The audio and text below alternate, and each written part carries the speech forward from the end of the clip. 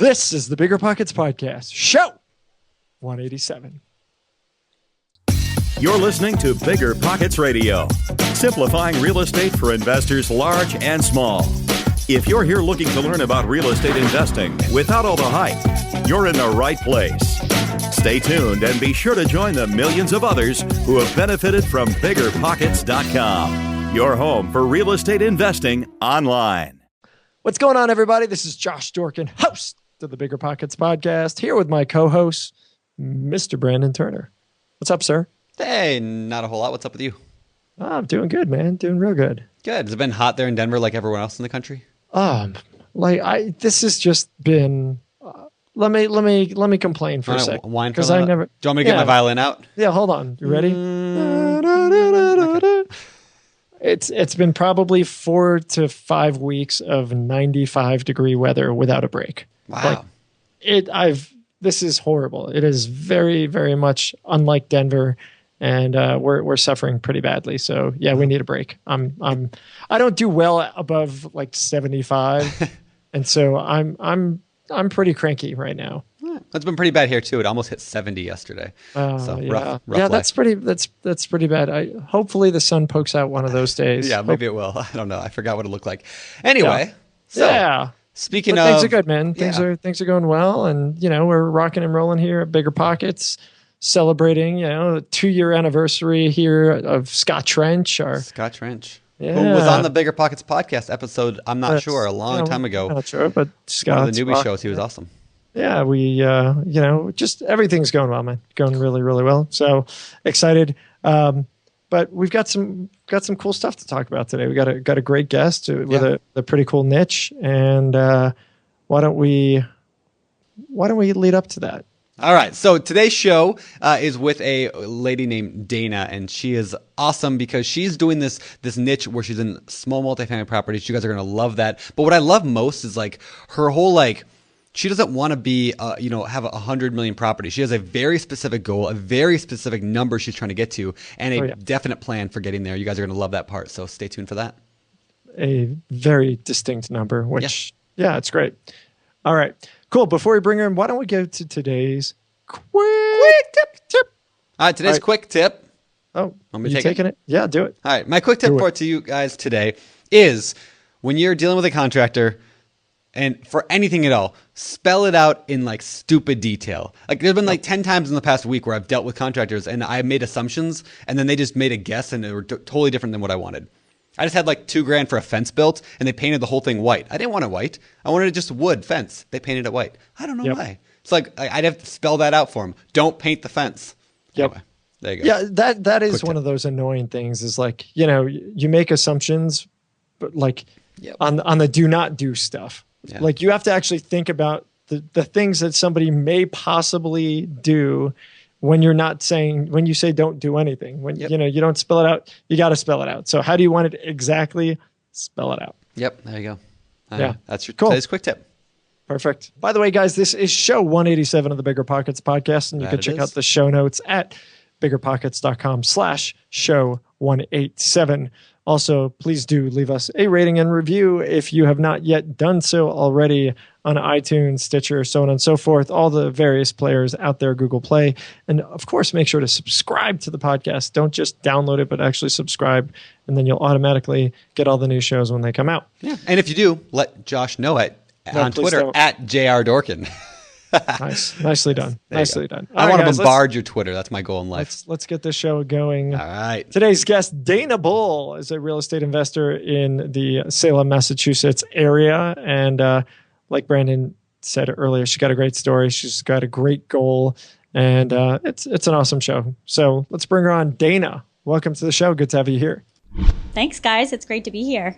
Yeah, this should be fun. We're going to talk a lot about your story today. So why don't we just begin there at the very beginning? How did you get into real estate? At the beginning? No, Josh. You know what? I don't need your lip today. Wow. Dana, I'm sorry. You're going to have to put up with No, that. I'm a dad now. This is going to be a long hour. This is going to be a long hour. I'm a dad now, and so I get these phrases I don't want to hear that lip, right? My dad always said that to me. Oh, so you're like an old man now. I'm an old man now, yeah. Nice. I'm working on it. So anyway, Dana, how did you get started with real estate? This is about me. It is about you. All right. How did you get started? So I got started about a year after I graduated college. I wanted to move in with my boyfriend, and we couldn't afford to move to Boston. So we decided to move to Salem, Massachusetts, which... The witch place, right? Yeah. Yep. So the Halloween hold on. capital. I have to interrupt. Yep. I did Halloween in Salem.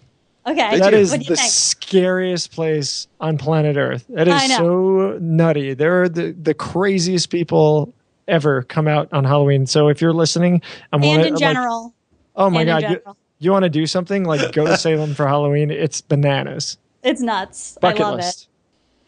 So, but we ended up there. I didn't know anything about Salem. I had been there as a tourist maybe once or twice, but I was working in the downtown area. So it was an easy commute for me, and our rent was pretty affordable. So we ended up in Salem, and after renting for a year, we had to move out of our rental, and we couldn't find anything to rent. So I had this idea. I was like, well, why don't we buy? And it was this like half-cooked idea, and I was like, I don't know why I said that. That's not going to work. But we crunched the numbers, and we were like, hey, we could actually do this. So we found a broker on the internet, and we looked at 2 places, and then we just bought the 3rd place because it was sunny and it was cute.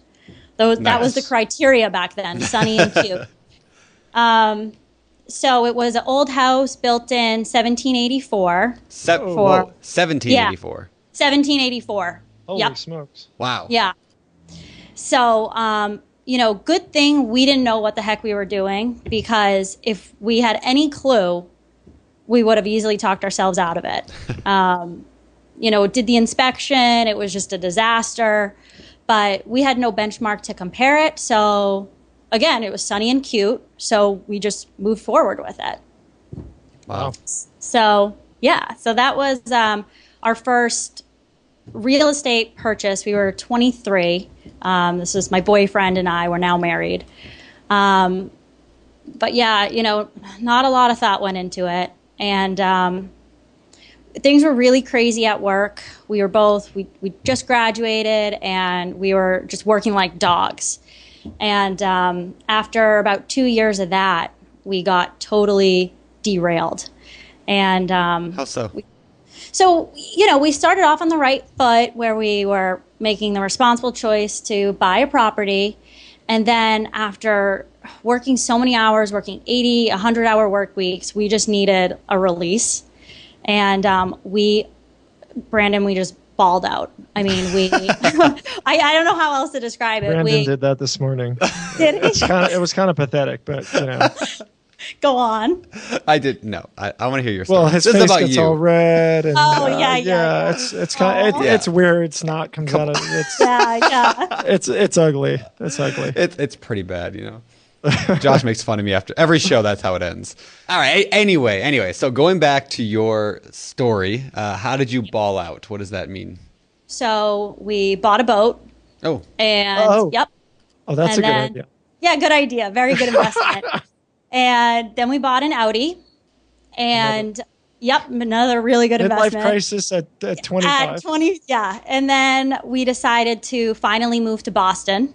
And we didn't just get some little shack. We rented a penthouse in Boston, and it was the best 9 months of our lives. It was great. I mean, we were partying, we were going out to eat all the time, and we were still working crazy hours. But after about 9 months, we were just like, this needs to stop. We've got to figure out what we're doing.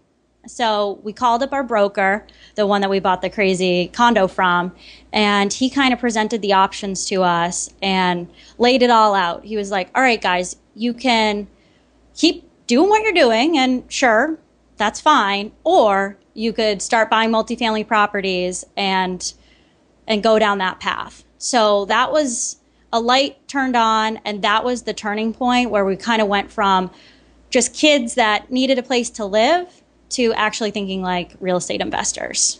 Interesting. Very cool. Yeah. Very cool. I want to go back for a second. So you bought this house that was built in 1784. Like that's my brother's got like 100-year-old house, and it's just an absolute pain in the backside. A house from that long ago has got to be just chock full of issues. Do you still own that house? Is that your primary, or? So we actually sold that last year to. Okay. We made a good profit off of it when we sold, but we need the money to pay for our wedding, and we wanted to invest it in something bigger. Okay. So yeah, I mean the inspections it's like a joke, the report, if you were to print it out, you would run out of ink. They're so bad. It's nice. Everything that could potentially be wrong is just wrong. I think what helps is that Salem, when you think of Salem, you think of old, you think of historic. And so that's actually, those are the desirable properties where we live. Gotcha. But yeah, I mean, an inspection report looks something like just the basement is bad. So old plumbing, like a report is like cast iron plumbing, expect repairs, potential structural issues, rotted sill, expect repairs, knob and tube wiring, expect an overhaul, structural issues, consult a professional, powder post beetle damage, expect repair. Like every box that you could possibly tick, you tick. Awesome. So, great. So you decided you're going to become a real estate investor and invest in those kinds of properties, right? Yeah. So, yeah. But again, going back to, for me, so my profession is I'm in marketing, and I'm all about the story of these houses. And they are old, but you know what? That thing was standing for, well, I can't do math, but 230 years. It's not going anywhere. And what they lack in kind of infrastructure updates, they make up for in charm. So all of our properties have some sort of story, and they have some sort of kind of wow factor about them, whether it's wide pine floors, exposed brick. And the tenants that we have really kind of appreciate that type of property.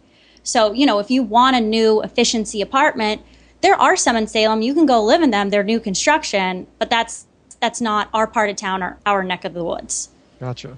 So you made this decision. You said, I'm going to become a real estate investor.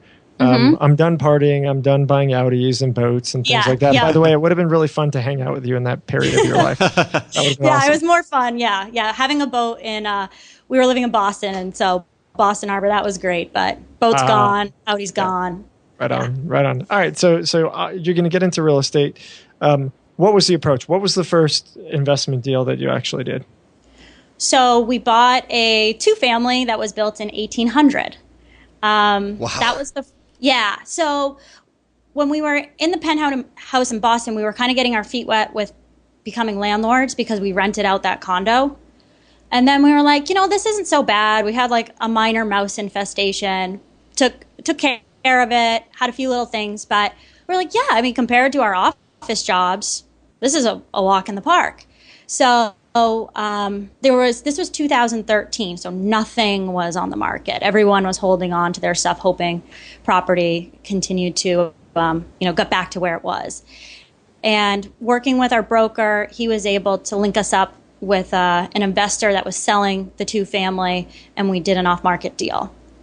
Okay. Got it. So what did that look like? What did you buy it for? So we bought it for $330. Okay. And again, very old. It was good though. It's a good property. It needed a new roof. It needed an exterior paint job. The windows are really old.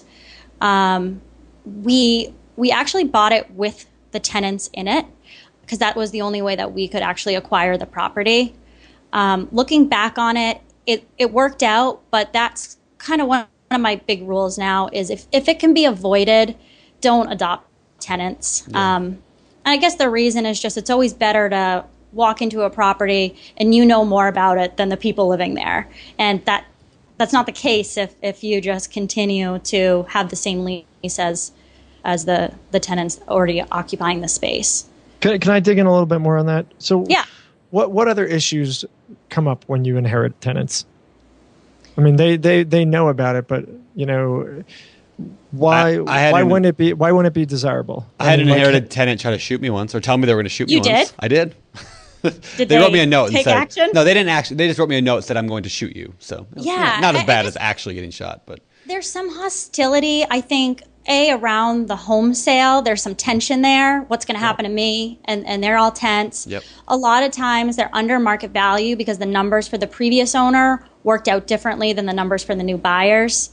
And I also, just this sense of entitlement that tenants often have where, well, we've been living here for 3 years, so it's more ours than yours. And overall, we haven't had any major issues with that. We have purchased a few properties with tenants in them, but it's always kind of on our roadmap to figure out how to get in new, fresh vibes. Sure. Gotcha. Yeah. So you paid $330K for this 1,800 two-family. What do they rent for? How much? Obviously, you had to put a new roof, paint windows. I mean, you had to spend a bit of money. It sounds like. You know, what did the deal look like, kind of all in numbers wise? So they could rent for about $1,500 to $1,600. They're both one bedrooms, which is another criteria that I like. I like the smaller footprints because I find them to be more manageable.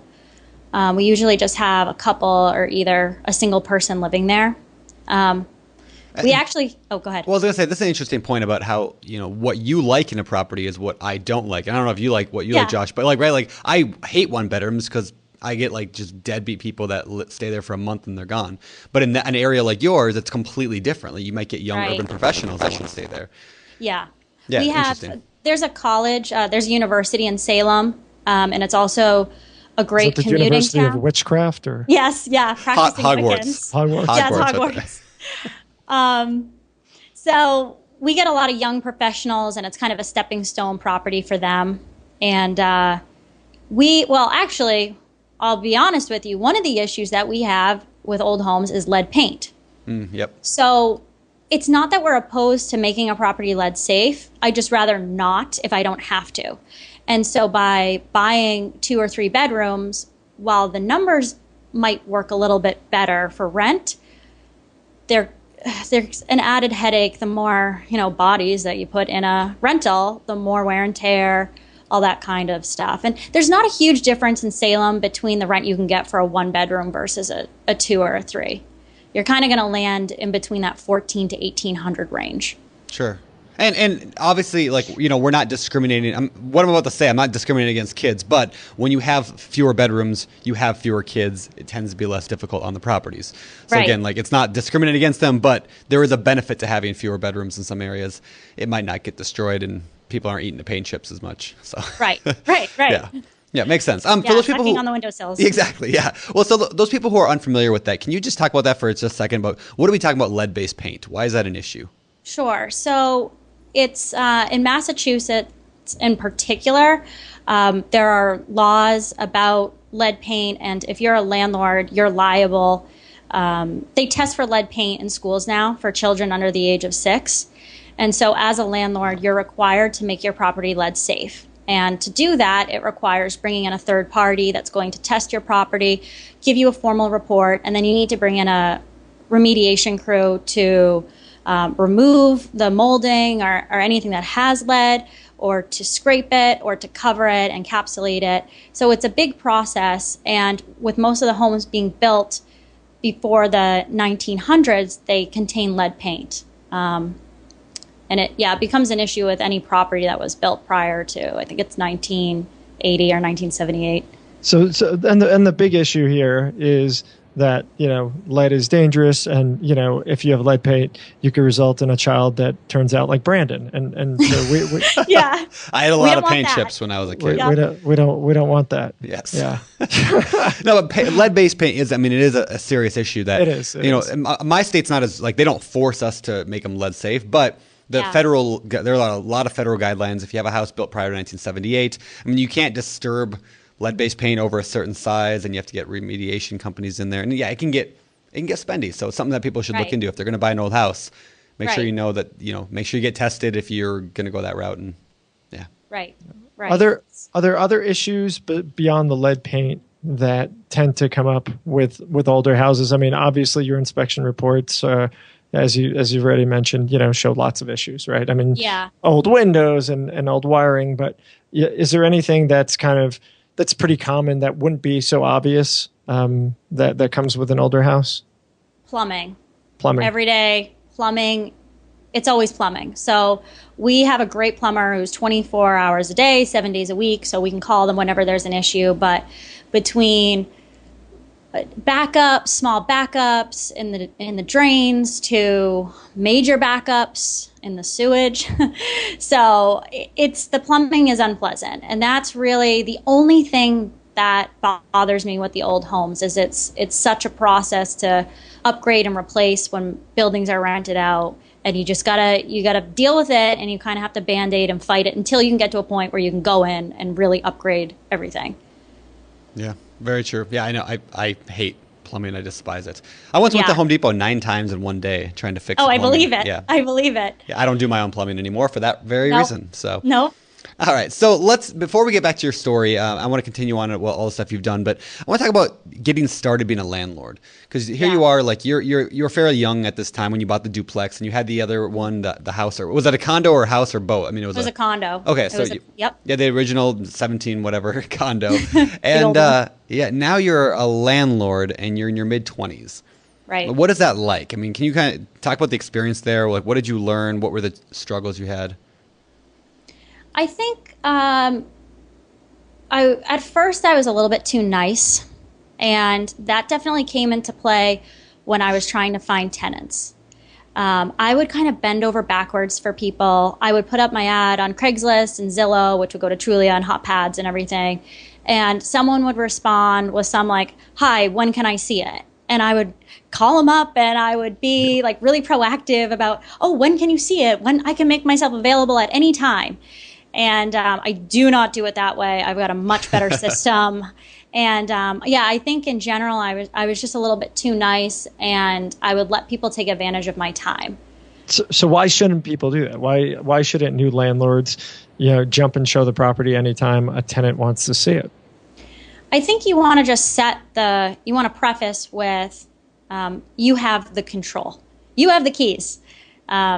Literally. So if people want your time, or if people want to live in your space, they need to respect you, and they need to respect your time. So now when I do showings, when I need to fill a vacancy, I put up a couple ads on a Wednesday, and I only leave my email. I say, contact me by email. And then if someone's interested, I only respond to people if they send an introduction, if they're polite, have good communication skills. And then I'll say, okay, great, thanks for reaching out. Here's my number. Give me a call between this time and this time. And if they call back, great. If they don't, whatever. And then I actually don't even do individual showings. I do open houses for our rentals, and kind of create demand. And sorry if you can't make it on Sunday, not my problem. Yep. Yeah. So that's been huge. That's great. Yeah, you're right. It puts you in the driver's seat. You're not running around like a crazy person. You set the time, you set the tone, and you're controlling the process. And that's exactly what you should be doing. So that's great. Unfortunately, again, a lot of new landlords, think they have to jump anytime something comes in. Right. It leads to other issues if you do that. And then also, because I worked in a startup environment for my professional job, I'm very responsive, and I don't like to put things off. And I've actually had to train myself now when dealing with tenants is, yes, I got their email. Yes, I got the text. But I'm going to give it a few hours instead of just responding right away. And I've had to train myself to do that because it actually goes against how I usually function. Well, because then they're training you that you're going to jump whenever that they say to jump. Right. Yeah, right on. All right. So we've got this first property. Let's go back. You've got the property, 2-family, paid $330, rented out $1,500 each side. You had to put some money into it. What happened next? You guys were ecstatic. You guys were just like, "Oh, this has been a pain in the butt." I mean, what was kind of the process from there? Well, honestly, it was a great experience. It was so good that we went off and bought more. Interestingly, it is currently on the market. I put it on Sunday. Nice. Why? The reason, well, we want to get 3s and 4s. So we've kind of outgrown the property. But because we bought it in 2013, that was actually a very good price. And we put some money into it to clean it up, did the exterior, and shined up the units by just some simple cosmetic things. And then we got the rents up. So it's now an attractive option for the next investor or owner-occupied to come into it. So we'd like to get rid of it just so that we can buy, move up. But yeah, overall, it worked out really well. We had some small plumbing issues.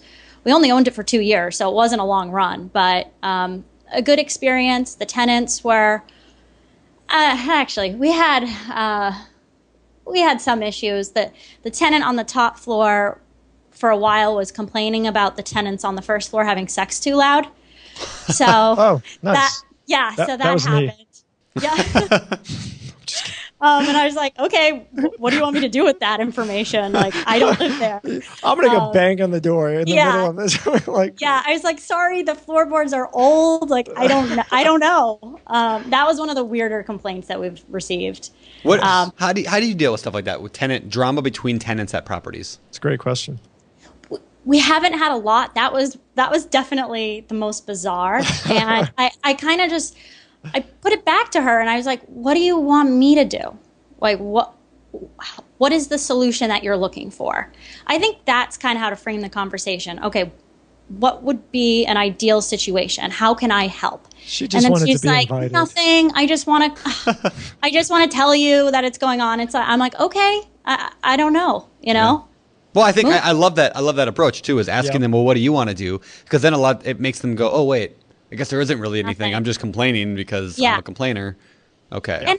And we, for the most part, that's key for us, is having tenants that actually want to live in our houses.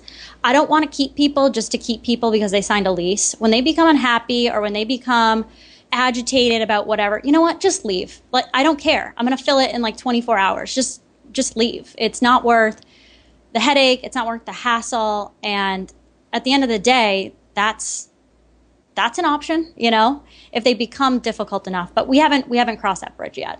Right on. Okay. So and no, that wasn't me. That was my lookalike or something. I don't know. Yes, yeah. So you said that you're selling it because it's time to move up. Mm-hmm. When does somebody know that it's time to move up? And I'm assuming it's going to be different for different people, but for you guys, what was that determination? Hey, we're ready to move up. And how would somebody else go about figuring that out for themselves as well? I think, when you're just starting out, you take everyone has a different approach, but our approach was kind of stepping stones. And when we compared managing a property to our full-time jobs, it felt like a walk in the park. So it just was like, we can handle more, we can take on more, let's do it.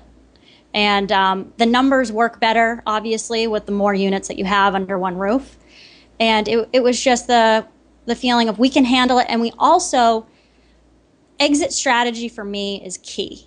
And that's why I don't have a desire to buy a 10-unit complex, because I want the flexibility to kind of use the houses almost as like playing chess and having the pawns and being able to move them around or dump them, or, to use the word dump. But I want that flexibility. I'm 27.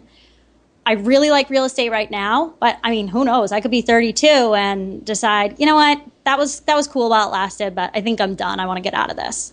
Right. That could happen. It's time for a boat. I mean, obviously. Yeah. We need a yacht. So that makes sense. No, I think that makes a lot of sense. And again, for the listeners, that's going to be different for everybody. What's right for Dana isn't right for everybody that's listening. And the fact that you like those smaller units and don't want the 10-unit complex, a lot of people would be like, well, that doesn't make sense. You're supposed to shift up, and that's up. But there is no supposed to anything. There's no supposed to, yeah. You build what works for you, for your lifestyle, for your goals, for where you are today and where you want to be tomorrow. And if you don't know where you want to be, you want something that's going to give you more flexibility, which is what you're dealing with. Right. Yeah. I think what helped us, and I think what would help anyone listening to this, is coming up with an end goal and working your way backwards. You don't need to be able to see the whole stairway, but you need to know what you want the top to look like, and you need to be able to take steps to get there.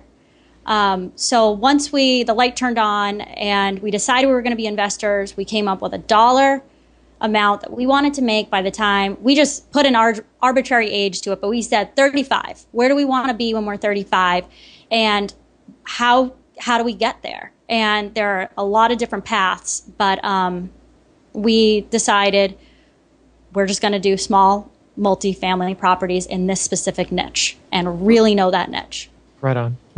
Are you guys working, or are you doing the real estate exclusively, or? Yeah. Okay, so you're still working a full-time job. Are you still working the crazy hours probably, or is that toned down a little bit? So what I've done, when we first started, we probably had about 6 units under our belt. And I was working 80 hours a week, my full-time job. And then I've actually always worked 2 jobs since graduating. I've always had a consulting gig. Once I got engaged, I couldn't add planning a big wedding onto the workload. Yeah. So I cut out the crazy 80-hour, totally all-consuming job. I now work a consulting job between 20 and 30 hours. And I'm also a realtor. So I decided to get my license to complement what we're doing. And then I have I've got my other hustles, Yeah, sure. Okay, yeah. So do you have any tips for people who are the same way, that in your shoes, they're trying to build their business, they're trying to grow their real estate, they got a full-time job potentially, they got side hustles, they got all this stuff going on. Yep. How do you do it? She's a hustler. So I think you've got to, you need what everyone wants, right? You need time and money. So how are you going to make that work? The way that we've done it, we've made it work, is my husband grinds. He works sales-based job, making commission, and he just grinds it out. I also have worked, I have a solid job. I don't make as much money, but I make good money, and I have flexibility, which is really important to me. I decided to get my real estate license as a good complement. Like, for instance, I have some tenants rolling off, and now they're using me to buy houses. So that channel has been helpful, but I think you just do it until you can't do it, and then you might need to reframe some pieces of your life to make it work. I was interviewing at my dream job, at my dream company, and I turned it down because I wanted to have flexibility, and I couldn't. Maybe I could have, but I wanted to stay sane, and so I decided to keep the job that was a little bit more flexible and have time.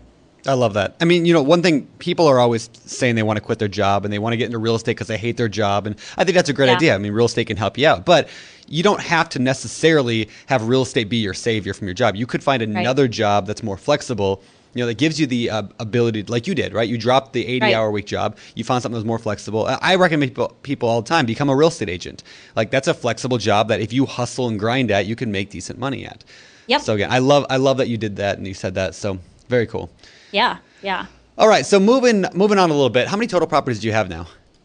So we have 13 units, so it's 5. We have 5 properties, 5 small multifamilies. And how many are you aiming for? I mean, do you have an ultimate number of units you want? We want 21 units by the time we're 29, and then we'll work on paying those off by the time we're 35. Oh, so that's the goal, is to buy them and then pay them off. Yep. So I don't want to be the richest person. I don't want to be this real estate shark. I want to make $450,000 a year gross in real estate. And the way that I can do that by that age is keeping it controlled and not getting swept up in how big can we grow this thing. Because you know what? I love real estate.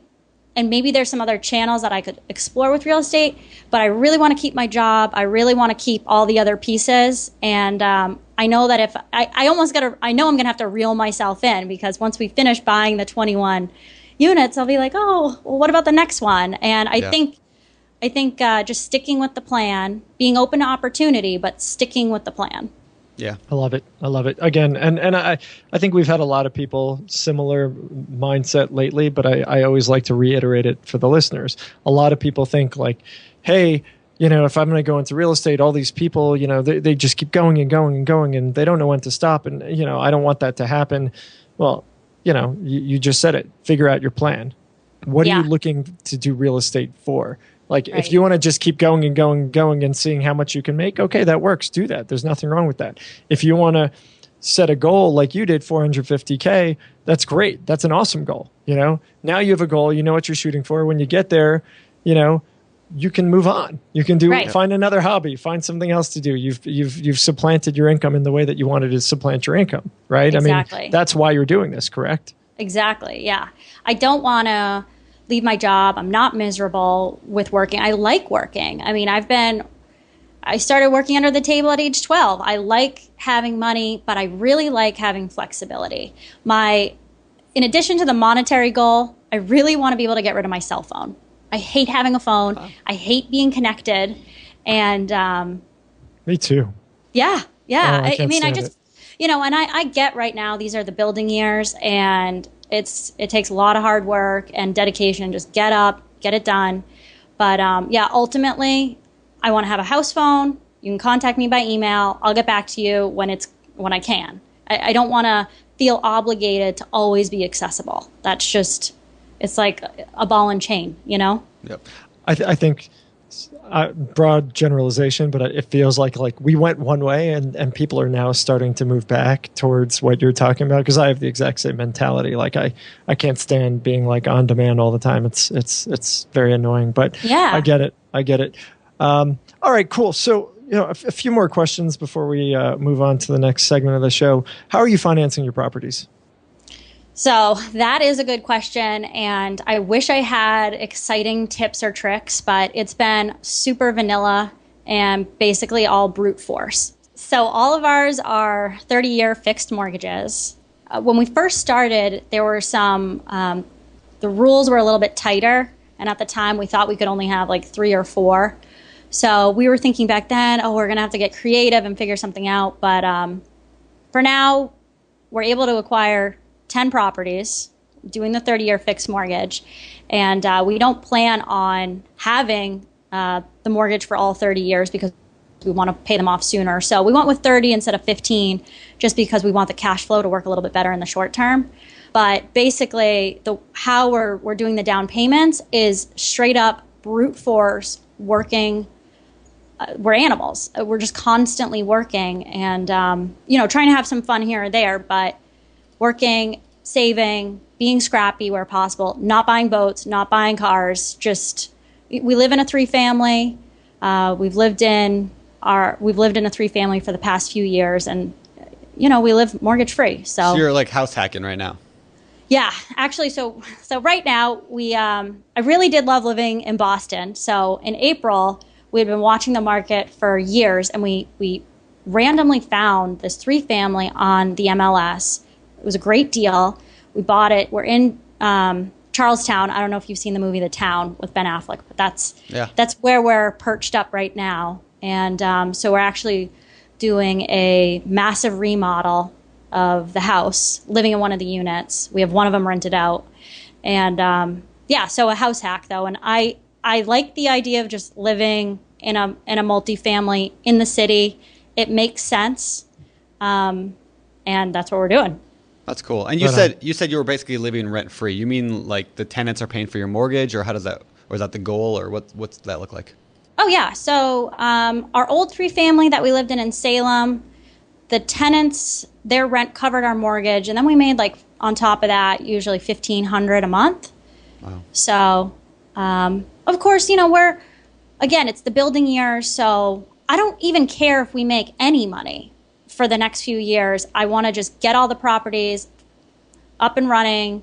The truth is we have made money. We've made good money, but that's not my main goal right now. Yeah. It's just getting everything to be humming along. Well, and everyone's got different, again, we talk about this all the time. Everyone's got different kind of goals, and you live in different areas that have different, whatever agendas that you're trying to do. So again, if your goal is to quit your job next year, your strategy might not work. But if your goal is to quit your job in 15 years, 10 years, and keep working or whatever, it can be a fantastic opportunity. So again, I love the perspective, like just differences that we all do. Yeah, and it's also more about scaling up, kind of keeping it like this, and then 30, boom, and kind of holding out and just staying the course and knowing that that's what the trajectory looks like is what keeps me motivated. Yeah, awesome. All right, my next question, do you manage them all still? I do. Cool. And going back to that goal of not having a cell phone, ultimately, I don't want to. But right now, to keep costs low, and also, like, I don't get that many calls. I've never had a call in the middle of the night. Yep. The way I What's always your phone number? Cute. No. Actually, you probably find it online if you were if you wanted to do some stalking. That's like my nightmare, getting calls in the middle of the night. I think, again, going back to setting the expectation with tenants during the move-in process is walking through with them what to do in case there's an emergency. And even spelling it out so clearly as to say, if there is an emergency, call 911. Yep. Okay. Next level. If this happens or this happens, call me. Most of the things that might come up is an email. Please don't text me. And that definitely helps. I know that if a tenant's calling me now, there's something. And I get a call maybe once every 3 months. Yeah. Yeah, I mean, when you get properties that are in decent shape, or you fix them up before you rent them out or whatever. I mean, maintenance concerns don't happen as much as I think people think they do. Right. Like, that's always a scary. My uncle had a rental property. He was over there every night in the middle of the night dealing with a toilet, whatever. Right, Like, right. that like, stuff doesn't happen that toilet. often. Yeah, exactly. Yeah. Buy a new toilet, and you don't have to deal with that toilet anymore. So it's not usually actually that big of a deal. So I think people get scared. So Yeah. All right, last question, I think, before we move on to the world famous fire round is, what is it like being a woman investor? I know it's stupid that we even have to ask the question, but unfortunately, I think we just have to ask the question. It's a niche that's dominated by guys. And so, for us, obviously, our goal is to spread the wisdom and wealth of real estate investing to everybody. And I think it's just going to take time before it becomes more accepted, so to speak, that there's women in the space. Obviously, I think it's perfectly amazing that you're doing this. So, but what would you tell the other women? Is there any difference that you see, or do you ever get treated in a way that you think is like, oh, if this were a guy, they'd completely act differently? Yeah, I think sometimes I get pushed around a little bit. And, because I'm in the weeds, I handle all the maintenance, I handle all the tenants, I handle even just going and searching for new properties. And I'll get pushed around a little bit. I do get, people, honey, sweetie, a little condescending. But, what I think don't get worked up about it. In fact, use it to your advantage. Like, they might look at you as, oh, this little... who's this little chick? And then you just go in and you go in, you put an offer that blows them out of the water. I mean, I think you got to have fun with it. And there are men that you're going to work with in the field that are receptive to that and, kind of like that type of relationship. And I think, just don't get worked up about it. The one thing is to be careful. So I've had to fire contractors. One of the other lessons learned is, as humans, I think we want to give people the benefit of the doubt. Yeah. And don't do that. No one deserves the benefit of the doubt, especially if they need to prove it to you. And if they screw up, I've made the mistake of giving people a second chance, and they always hose you every time. Yeah. So if you see a problem, cut them loose and move on. And I think maybe generalizing here, but a lot of women are like, it's okay. Like, we'll make it, we'll figure it out. But kind of stand your ground. But also if you're going into a conversation that's going to be confrontational, I'll shoot my husband a text saying, look, I got to have this conversation with this guy. I've got to fire this guy. Call me in 15 minutes, make sure I'm alive. You know what I mean? So be careful, but don't get taken advantage. I mean, even if you need to just smooth things out while you're in the situation and then come back to it, do it that way. Yeah. Yeah. What about safety?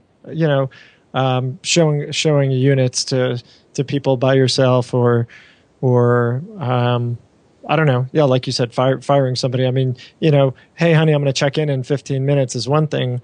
Do you think it's necessary, or do you think it makes sense at certain times to have somebody else there with you that you know and trust? Yeah, if it were to be a very difficult conversation, I think just a general safety and numbers thing. If you can outnumber people, that's a good rule of thumb. But also part of my approach in doing this is we chose Salem. We have an investment in Boston, and these are relatively nice towns and in the nice area of these towns. And there are seedy towns that we could get the numbers could work a little bit better for, but I don't have the stomach for it. And I'm not the right profile, honestly. It wouldn't be a good place for me to be investing and for me to be managing. I would need to get a property manager. I would need to have some sort of buffer. So this just works for me. Gotcha.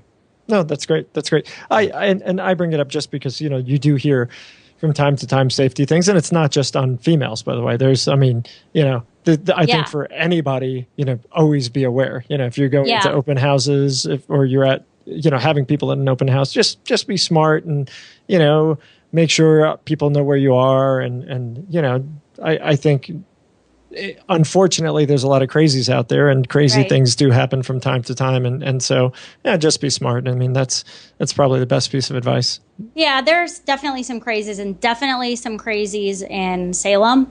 I didn't even mention about the property that we almost bought, and it was a weird house. It didn't really fit the type of house that I like to buy, but it was cheap, and I was kind of starting to sway. But during the inspection, we found this weird door hidden behind a tapestry. We're like, oh, cool, bonus room, and we go into it. No. No. Actually, the nice thing was it was cleaner than any of the other rooms in the house, and it was because it was where they were practicing Santeria. Oh, nice. Which is, if people are not familiar, I had to look it up, and it's where they sacrifice animals. Yep. So they have to keep it very clean, but it was just like, you know what? This probably isn't a good, not a good place. Yeah. There you go. So, right on. I don't know what we were talking about, but by the way, on weird stories, here's one of my fun, Halloween stories from Salem. Driving into Salem with some of my roommates. I had 3 female roommates at the time, and we're going down the street. That doesn't surprise me at all. Yeah. And 3 female roommates, 3 female kids. Yeah. We got the windows open, and people are, running around being silly. A dude in a Silence of the Lambs mask and a straight jacket runs and dives his body into our car, into the open window of the car. And we're like, what the? Was he drunk? It was crazy. Had to be, yeah. Gets out and jumps on the top of our car, and then starts jumping on top of all the other cars. Really? Yeah. When was this? Yeah. Not to age you. Crazy people. It was a while ago. Dana's wondering if it was her. She's I know. Was that was a couple years ago. Is that what's going on here? Wait, what did you guys say? Sorry. I said you were wondering if it was you. Yeah. Oh, yeah, it could have been. Yeah. Oh, about that Halloween costume. Yeah, exactly. All right. All right, cool. Well, moving on, let's go over to our world famous fire round. It's time for the fire round. All right, the world famous fire round. These questions come direct out of the BiggerPockets forums, which of course you can get to by going to biggerpockets.com/forums. Let's get to the fire round questions. Number 1, very, very, related to what we've been talking about today. For someone looking to buy their very first multifamily property, should I buy an old house that needs a lot of updating? I think you need to think about the location.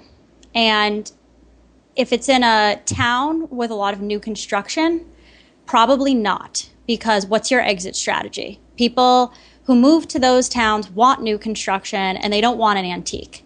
However, if it's in a location where older properties are actually viewed as little gems, then yeah, it might not be a bad investment if you have a good plan for what you're going to tackle and how you're going to tackle it.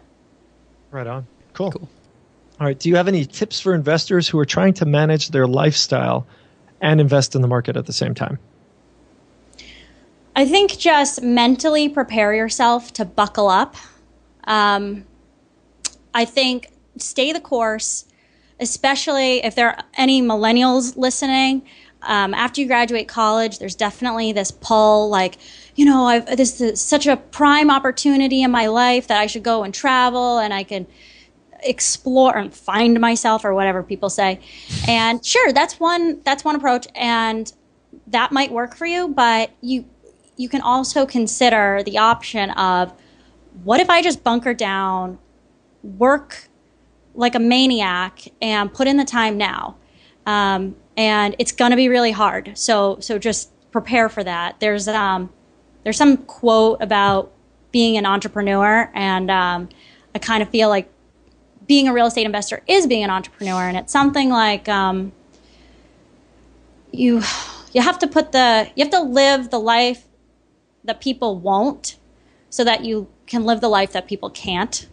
And did I butcher that? That sounds right. I think that sounds good. Yeah, but kind of like, it's about the mindset. I think Suck it's about it up, the mindset. Buttercup. Suck it up, and then figure out how you can make it work. There's a solution. It might be taking a job that isn't your dream job, but it's a good job. Right on. Cool. Cool. All right, number 3. What types of charm should somebody look for when purchasing an older home? Have you found something specific that interests renters more? Yeah, I think people are always blown away by the wide pine floors. You can't install those new and have them look like they do in the old homes. Yeah. That's definitely gives any property a wow factor. The crown molding, any exposed brick, whether it's a lot of the houses in Salem and the surrounding areas, they have those really cool kitchens that have the old brick fireplaces that they actually used to cook in. So anything like that, and just making it the focal point of the room.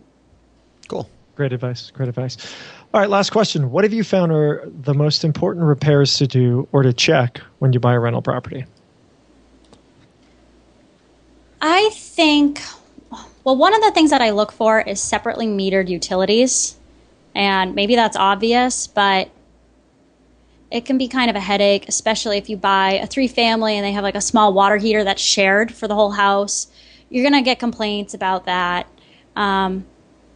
Again, I don't think you should ever not buy a property because of these certain rules of thumb. Like, people are like, don't buy a property that has knob and tube. I don't agree with that. Look at what the whole house has to offer, and figure out if the knob and tube is something that you can handle.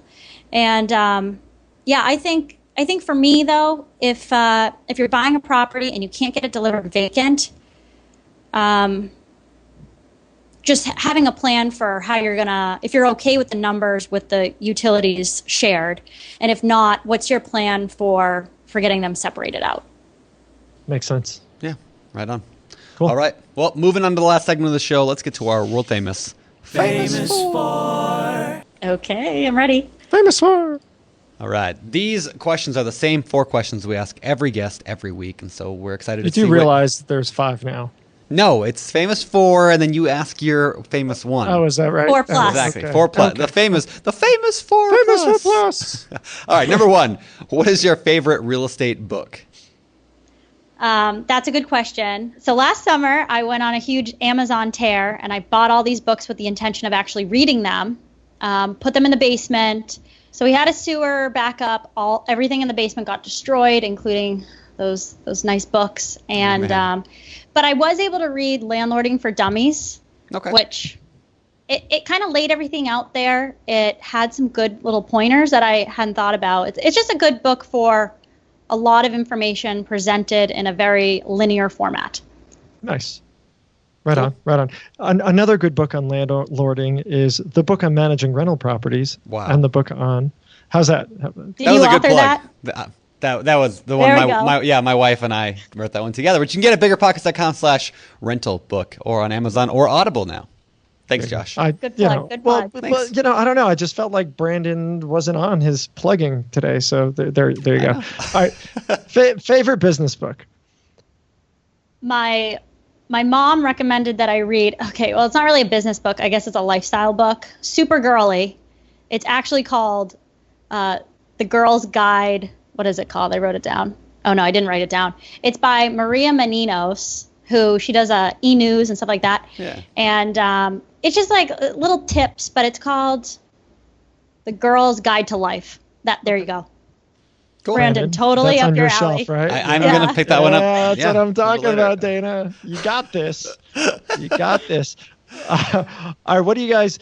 I know you guys are in this hunker down phase, and I know so I don't know what the answer is going to be, but hobbies. What do you guys do for fun outside of hunkering down and working and that stuff?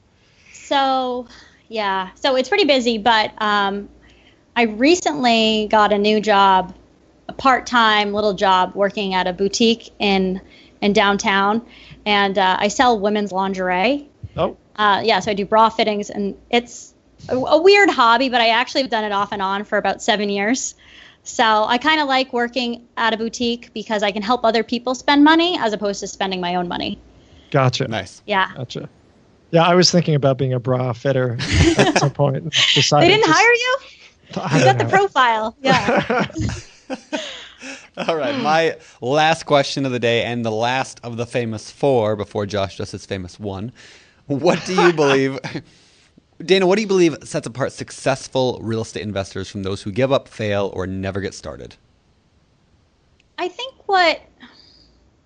that's a good one. I mean, obviously, like the obvious answer is motivation, but I think there are two types of people. So there's people that are looking for the right answer, and it almost stops them from making progress. And there really is no right answer. I mean, that's why you guys have this podcast, because there's so many different approaches you can take. And I think the key is to just start, just make some noise, just get out there. And once you have a place to start, you can move in a direction. The difference would be people constantly searching for the right answer versus people that are just getting out there. Right on. That's awesome. Dana, sounds like you're doing some great things. I love the plan. I love that you're doing what's right for you and what's best for you, and it's working out. So congratulations on all that. Before we let you go, where can people find out more about you? How do they? Don't call me. Yeah. Her phone number is 617. No, I'm just kidding. Yeah, actually, that was close. I think the best place. So I'm on LinkedIn.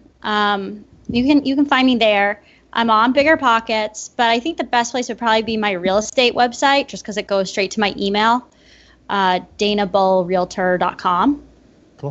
Cool. Perfect.